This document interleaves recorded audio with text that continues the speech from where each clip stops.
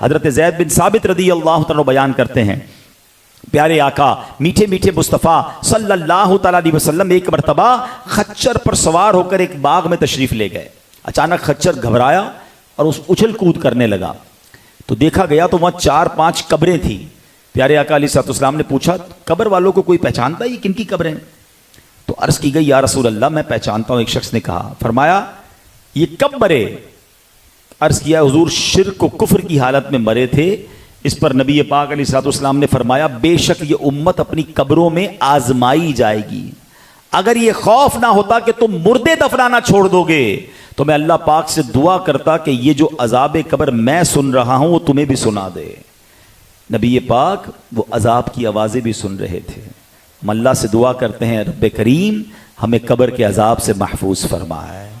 कब्र में गर न मोहम्मद के नज़ारे होंगे, कब्र में गर न मोहम्मद के नज़ारे होंगे, हश्र तक कैसे मैं फिर तन्हा रहूंगा या रब। डंक मच्छर का भी मुझसे तो सहा जाता नहीं, कब्र में बिच्छू के डंक आह कैसे सहूंगा या रब। गर कफन फाड़ के सांपों ने जमाया कब्जा, हाय बर्बादी कहां जाके छुपूंगा या रब। कब्र हकीकत है, अजाब कब्र भी हकीकत है, इससे बच कोई नहीं सकता। अगर अल्लाह नाराज हुआ तो बंदा कहे, अब मुझे बताएं ना, हम 60-70 साल इस दुनिया में रहते हैं, कितना ख्याल है कि घर अच्छा हो, छोटा घर है तो बड़ा हो जाए, ईस्ट ओपन है तो वेस्ट ओपन हो जाए, घर हवादार हो, बिस्तर नरम हो। अच्छा जनाब गर्मियों के दिन आ गए तो लाइट जाती है तो यूपीएस लगाते हैं, यूपीएस नहीं तो जनरेटर लगाते हैं, कुछ ना कुछ ऐसा इंतजाम लोग करते हैं, पंखों से नहीं जी भरता एसी लगाते हैं। इस दुनिया की कब्र, इस दुनिया का घर हवादार और आरामदेह हो, इसकी तो फिक्र है, जहां 60-70 साल भी मुश्किल से रहना है। जिस कब्र में कयामत तक रहना है, कभी सोचा वो हवादार होगी कि नहीं है, वहां मुझे सुकून मिलेगा कि नहीं, वहां गर्मी तो नहीं लगेगी। कभी सोचें कि मैं और आप अगर यहाँ इज्तिमा में कोई सांप आ जाए, अल्लाह ना करे कोई बिच्छू आ जाए, कोई चूहा ही आ जाए, लोग उठ के भागना शुरू कर देते हैं। हम भाग तो सकते हैं ना, ऊपर कोई कीड़ा गिर जाए तो हटा सकते हैं, मुर्दे के जिस्म पर जब सांप और बिच्छू आएंगे तो वो हटा भी नहीं सकेगा। कभी सोचा कि अगर कब्र के अंदर सांप और बिच्छू आ गए तो मेरा क्या बनेगा? दुनिया के घर की फिक्र करने वालों, कब्र की फिक्र कब करोगे? वहां की तैयारी कब करेंगे? बल्कि मैं तो कहा करता हूं, जब मैं मालदार लोगों में बयानात का मौका मिलता तो मैं समझाता हूं, खुद भी अल्लाह करे समझ जाऊं, कि जिसको नरम बिस्तर के बगैर नींद नहीं आती, एयर कंडीशन के बगैर मजा नहीं आता है, अगर उसकी कब्र में सांप और बिच्छू आ गए तो वो कहां जाएगा? है? कभी सोचें। अरे तुफ है ऐसे अच्छे घर पर कि दुनिया में तो बहुत अच्छा घर है, मगर जिस कब्र में जाना है वो सांप बिच्छू इंतजार कर रहे हैं। मजा तो यह है कि दुनिया में अगर अल्लाह ने बड़ा आराम दिया है ना, तो आखिरत के आराम की भी तैयारी कर लूं। कब्र भी नरम हो, कब्र का बिस्तर भी अच्छा हो। हाँ, रिवायतों में मजमून मिलता है जिससे अल्लाह राजी होगा ना, उसे जन्नती बिछौना अता कर दिया जाएगा। आप कहते हैं ना अच्छा घर हो, जरा हवा आनी चाहिए, खिड़की खोलूं तो हवा है।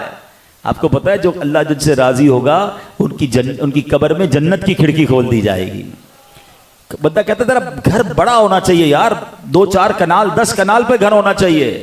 आपको पता है जिससे रब राजी होगा उसका उसकी कब्र कितनी बड़ी होगी, कितना बड़ा प्लॉट मिलेगा उसे। फरमाया ताहद्दे निगाह, ताहद्दे निगाह समझते हैं? कभी खुले मैदान में खड़े हो जाएं तो निगाह कहां तक पहुंच जाती है बंदे की, पता नहीं कितने किलोमीटर, 20, 25, 50 किलोमीटर तक बाज़ औक़ात तो निगाहें देख रही होती हैं। फरमाया जिधर तक तुम्हारी निगाह जाएगी कब्र उतनी बड़ी कर दी जाएगी। जन्नत की खुशबुएं होंगी, जन्नत की नेमतें होंगी, मगर किसके लिए? जिससे रब राजी हुआ। और जिसने अल्लाह को नाराज किया उसकी कब्र कैसी होगी? उसकी कब्र में जहन्नम की खिड़की खुल जाएगी। कफन जो है वो जहन्नमी कफन बना दिया जाएगा। कब्र बड़ी नहीं होगी बल्कि इतनी तंग हो जाएगी कि नबी पाक अलैहिस्सलाम ने एक बार सहाबा किराम के सामने अपनी उंगलियां मिलाकर फरमाया कि बेनमाजी, रब नाराज हुआ ना तो बेनमाजी को कब्र ऐसे दबाएगी। प्यारे आका ने यूं हाथ करके समझाया कि उसकी पसलियां जो है वो एक दूसरे में पेवस्त हो जाएंगी, यानी कब्र उसका चूरा करके रख देगी, उसमें आग भड़का दी जाएगी, उसमें सांप और बिच्छू आ जाएंगे।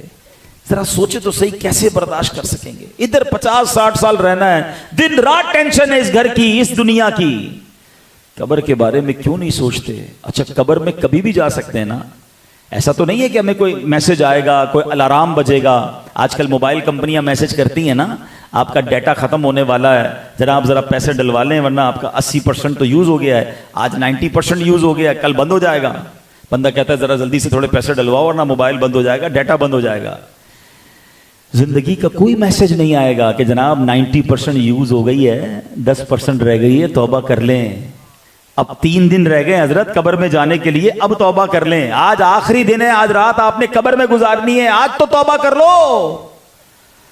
किसी को पता भी नहीं होता है, सुबह घर से निकलता है, रात जनाजा आता है।